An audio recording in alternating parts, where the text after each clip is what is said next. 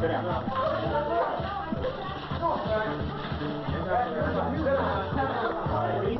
Everybody remain seated where you are. Hey, man, so you put me on? Yeah. Then why isn't alcohol made illegal? Flowers and grass. Like juice freaks get hangers and cirrhosis in the liver. Besides, grass is a habit forming like alcohol. Besides, that cigarette much worse. Right, man. As much as you want. Have a party. There's nothing wrong with grass. Yeah. 1,000 times. You'll never go to harder drugs. Don't take any films of me. You're not going to use them anyway. Well, speak your mind, Eddie. Okay, I will. No one has the right to tell me what I can do with my own body, what I can eat, drink, or smoke. This is a free country, and no one has the right to take away my constitutional rights. That the American people have accepted a law that makes smoking a harmless weed illegal. It's legal all over the world. There's no question about it. Marijuana should be made legal. Now! Now! Make marijuana legal! Make marijuana legal! Make marijuana legal! I'm calling adults anyway. What's the matter? I'm feeling good. Make marijuana legal! Make marijuana legal! Good, bad, right, wrong. That's not where it's at in this film. Right, wrong, good, bad. Those are things for you to decide.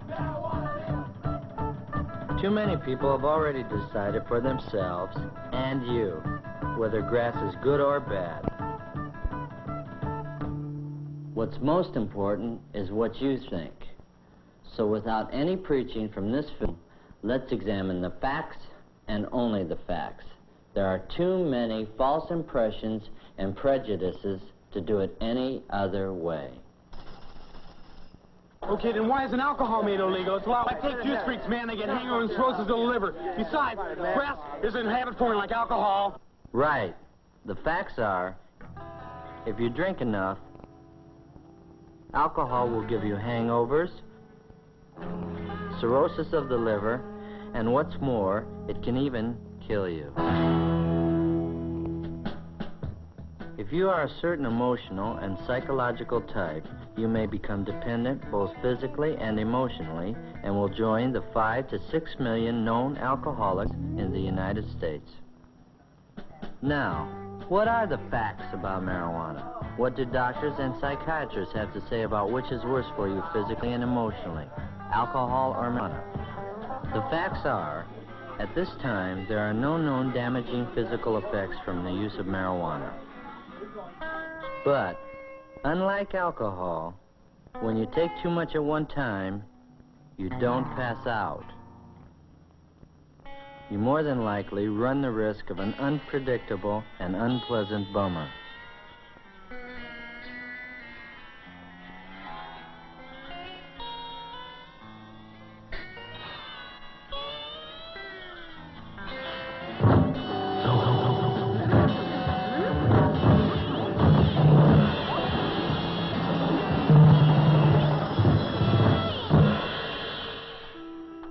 The occasional drink before dinner by adults, like the occasional use of marijuana, does not necessarily lead to an emotional dependency in the stable, mature personality. Sure, go ahead. Great olive, man. You like that, I'm glad. Got good olives. Well, that's smart. However, teenage is not a time of great maturity and stability for most teenagers. The pressures of school, parents, finding your own identity and self-confidence sets you up for a drug dependency that could just as well be alcohol if you preferred that to grass.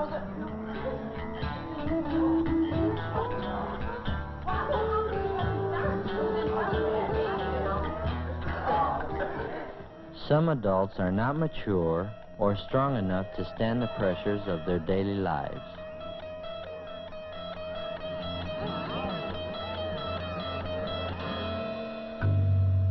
These adults can become just as emotionally dependent on marijuana as on alcohol, whichever is more socially acceptable and easier to get. Even when the alcoholic is physically withdrawn from his body's need for alcohol. He always goes back to it until he learns how to handle his problems.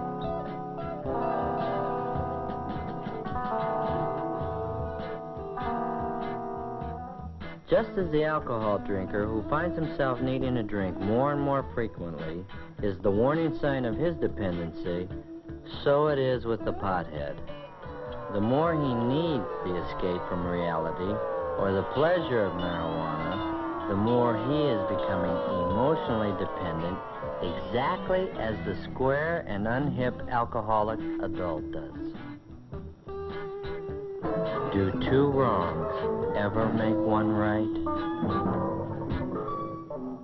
Cigarettes are much worse than pot, man. Don't worry, that's right, man. That's right. It's a fact. No one ever got cancer from pot. But it's also a fact that no one ever dropped out of school because they were hung up on tobacco. And no one who just finished smoking a cigarette ever forgot she was driving a car as she tripped out on the beauty of a back road nature trip.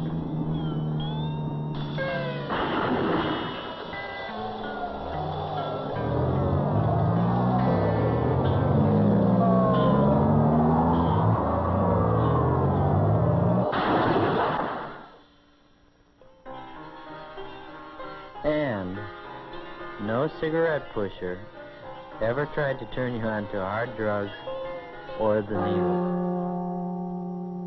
Another basic difference is that you can smoke cigarettes and do other things. You wouldn't dare to do this on pot. Or this. Or this. And would you rather your pilot had just finished a joint, not a cigarette? Or your surgeon operating on your heart, your attorney pleading your case, your sergeant, your dentist, your flight leader, your team center, your LSO,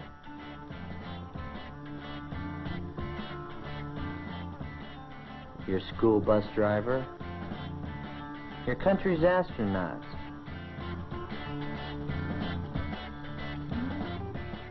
or even the guy who is just changing your front tire.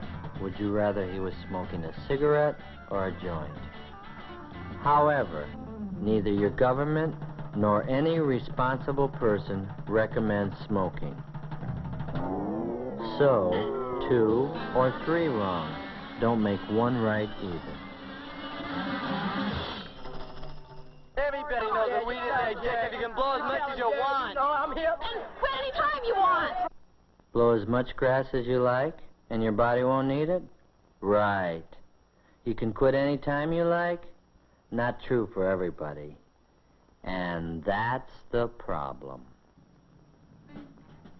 The World Health Organization of the United Nations, with its leading medical and psychiatric experts from over 100 member nations, has this to say about marijuana being habit-forming without one dissenting vote.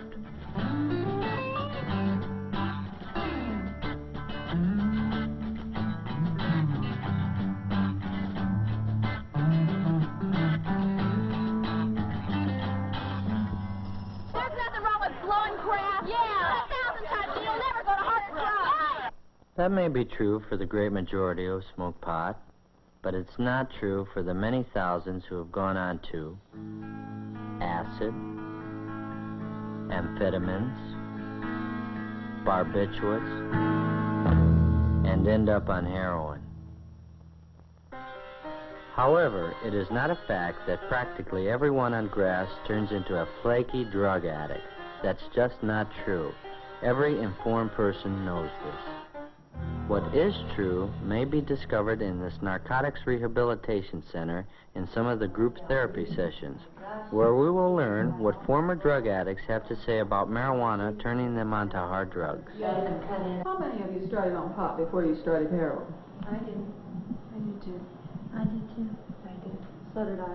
I did. I did. Me too. Me too. I did. I did. So did I. I did. That means all of you've used marijuana then. Yeah. I was 11 when I first started using I was about 19. I think it's kind of hard to deal marijuana because it's so bulky, you know, and you have to go through the trouble of chopping it up and cleaning it. I think it's much easier to deal heroin, you know, than marijuana. Really, because, you know, all that bulk and everything, it's much easier just to have a small bag of balloon that you can carry, and then you can cut that up and get a lot more money for it. You know, and all the trouble you have to go through with it, you know, like cutting it up, especially if you get a kilo, you know, you have to cut it up, then you have to clean it, you know, and then you have to roll it and box it, you know, and can it. You know, it's just a really big hassle behind it, you know. That's why I think the dealers go on to dealing heroin and then get us to buying heroin. I think if you smoke marijuana or take pills or get loaded in any way at all, that you will be accepted into the dope world and eventually you will have contact with this environment. I definitely think that if you get loaded on marijuana, you are subjected to the environment and it does become readily available to you. That's the way it is, man. You know, when you're around a crowd and you're all smoking weed and then they start using some other drug and you go right ahead along with them and you end up using it and get higher. And then the weed isn't good enough anymore. And then you turn on to heroin, too. Most of you started smoking marijuana when you were introduced to narcotics? I did. I started smoking. For me it was, but I wanted a different high, you know. And weed wasn't good enough, and I heard that heroin and stimulants, crystals, were a better high. And that's why I went to them, you know. Yeah, I'm the same way, man. I guess a lot of people started that way. Speaking for myself, I did. I started on weed and got burned out, and I needed something stronger, so I went to heroin. Well, I started smoking weed, you know, because I was running away from something which was myself. And out of all the, I've run through a lot of highs trying to run away from myself: heroin, LSD, methadone. I like marijuana. I just couldn't handle it myself. I was looking for something else. I myself think really the real reason I started smoking marijuana, man, because usually I was one of the younger dudes from my neighborhood. I wanted to be accepted. I was weak, scared, and from this it led to heroin, and it's just been an endless time going to jail back and forth, man. I don't like it, and I hope nobody else will use this, not because of the fact that it's bad itself, but what it leads to, man. This is the way I feel. Well, I can only speak for myself, but I imagine some of the other dudes in here feel the same way I do about it, that some people are addictive prone to it. I mean, like myself, I can't handle it because, I mean, this is just the way I am. I use it for an escape. I did it before I came in here. I hope when I go out that I've changed, in which I feel that I have, but I'm a small minority of people that we can't handle anything, you know, like my alcohol, I can't handle that. I couldn't handle heroin. I mean, weed, because I needed something stronger to escape or anything else like that. And there's more people like me that I feel, you know. And I imagine some of the other dudes in here could go along. You couldn't handle liquor either. No. Yeah, it's a personality thing where there's a lot of people that can go out there. These are the files of the Research and Statistics Office of this Narcotics Rehabilitation Center. It's like out of 100 drawers, 95 of them are filled with file folders of people who have started on marijuana. The rest started on glue, pills, alcohol, and a few on heroin itself. A more accurate percentage is 78% of the inmates started on marijuana. However, what the computer doesn't say is, there's certain kind of people that will avoid taking care of business and will turn to grass when they get hung up and forget about everything else they're supposed to do when they're behind grass. Marijuana doesn't, it's not addictive, but by using it, you you don't do the things that you should do. For instance, like in school, you try to do the things that you have to do in school, but your mind is it's not all there. You understand? Nobody can tell me what to do with my own body, what I can eat, drink, or smoke. This is a free country, and nobody has the right to take away my constitutional rights. That could be a fact if you were the only one affected by what you do. But the Constitution and the laws that came out of it were designed to protect the individual and the group from irresponsible individuals, which is why there are speeding laws, building safety laws, pure food laws, pure drug laws, laws to protect your money, laws to protect children, laws to protect the aged, and even a law to protect you from taking your own life.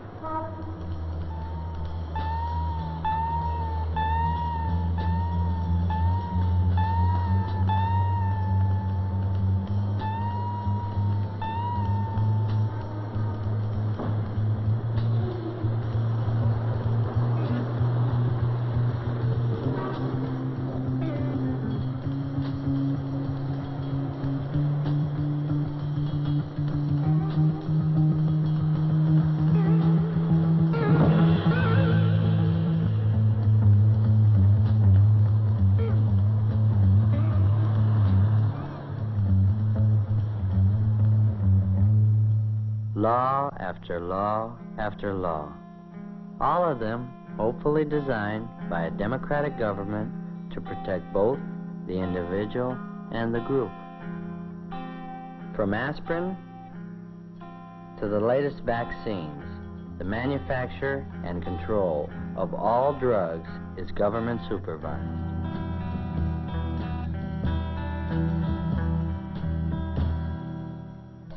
Would you really want it any other way? Like without government supervision?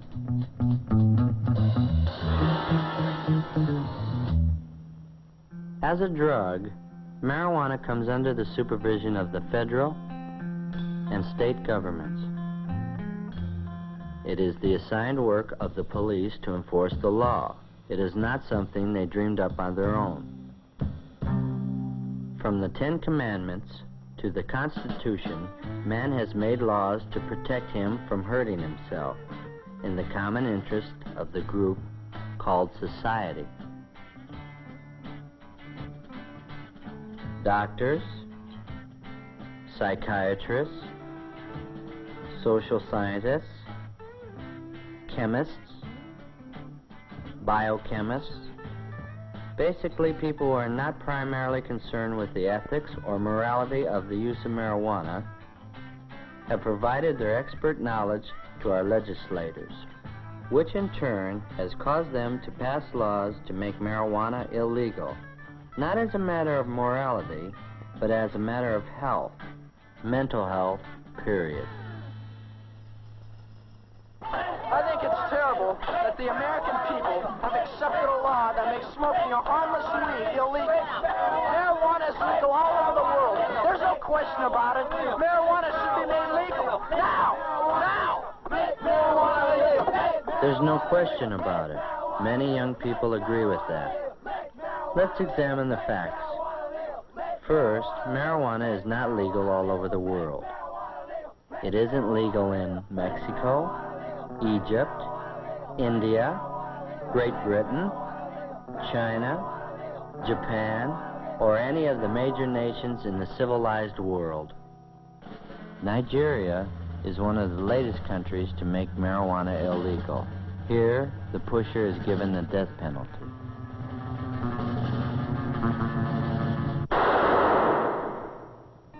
Though each year more and more teenagers commit crimes while up on grass, this is not the major problem. However, grass as a factor in crime must not be overlooked, especially in that percentage of unstable and aggressive types and those who wind up in trouble with the law because of something done while they are high on pot.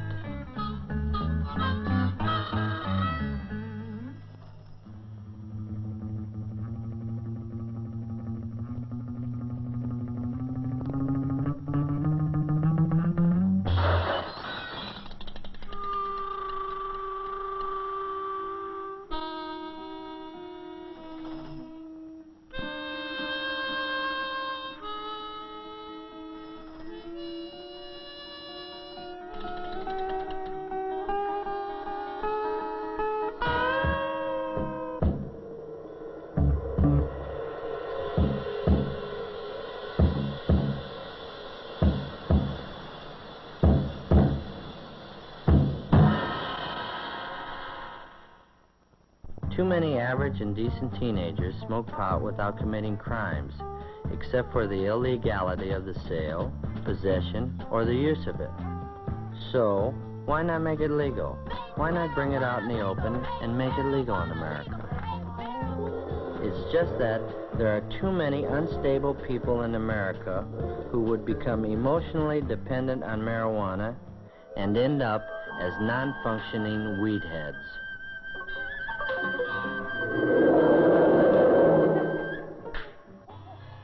Easy availability and the implied approval of society will, in the opinion of many medical authorities, create a drug dependency problem far more serious than that of the 5 to 6 million alcoholics today. If the acknowledged effect of marijuana is much greater than alcohol, it becomes easy to see why the emotionally unstable and immature may turn to marijuana in even greater numbers than to alcohol, and eventually go to more dangerous drugs in the form of LSD, pills, and heroin.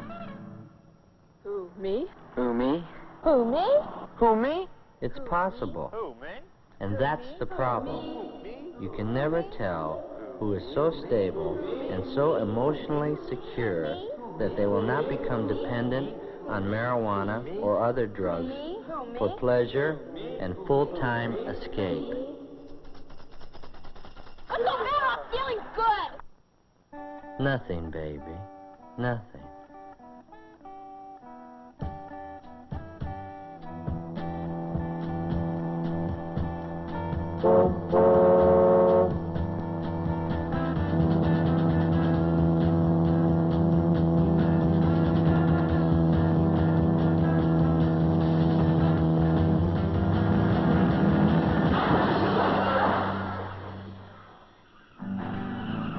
Years ago, only the criminal and socially deprived blew grass or used heroin.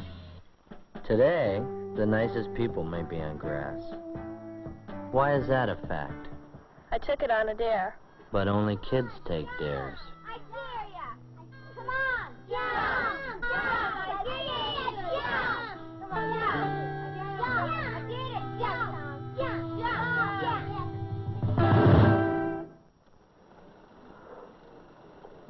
Man, everybody blows pot. But everybody doesn't blow. I don't want it, man. I don't want it.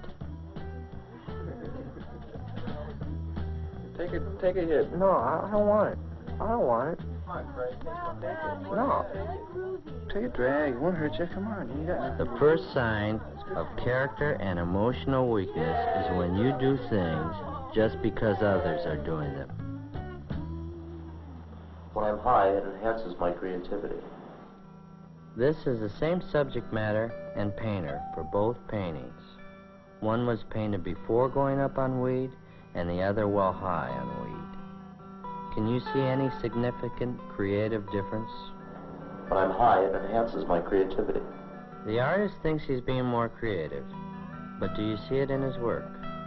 To some extent, the very inhibited person may feel a greater freedom to be creative, but this doesn't mean he will have the necessary talent to be so. It really makes me understand myself. If you don't understand yourself when you're down, then there's no logical or scientifically accepted reason that you will when you're high.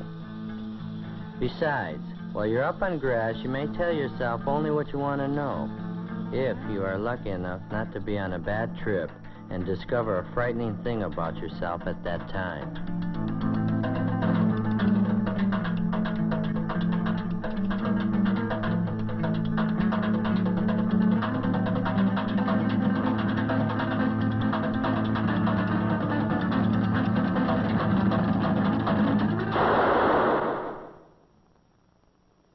Let's face it, the reasons we've heard for blowing grass up to now are like an iceberg.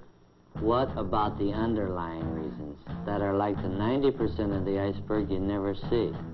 The reasons below the surface that makes teenagers get so hung up on marijuana in spite of what their parents say and in spite of the big risk of being busted.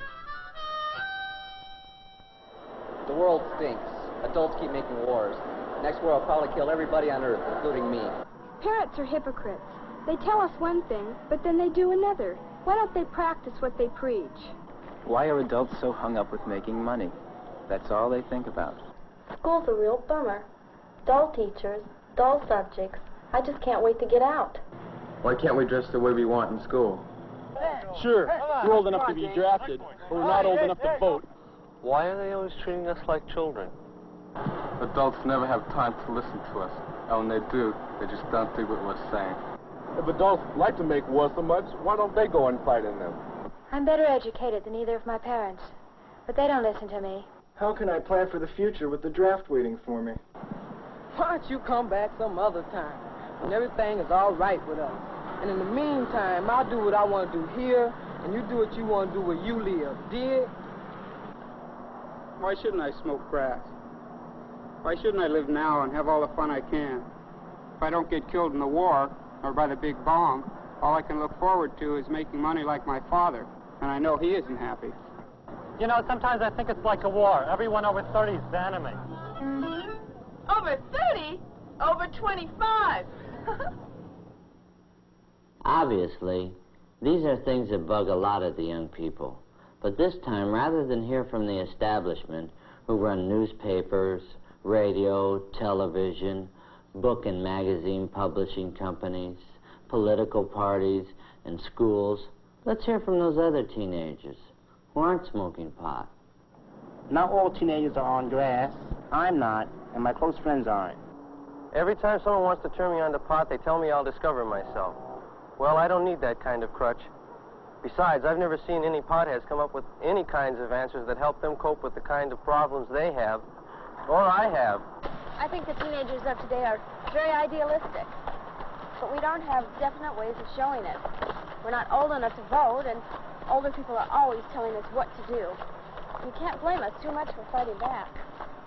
But I don't think taking drugs is fighting back. The most you can say for it is it's a sign of rebellion. But what we rebel about isn't changed one bit by getting high on marijuana, because when you come back down, nothing's changed. I think that parents have done the best they can. You can't expect them to know all the answers.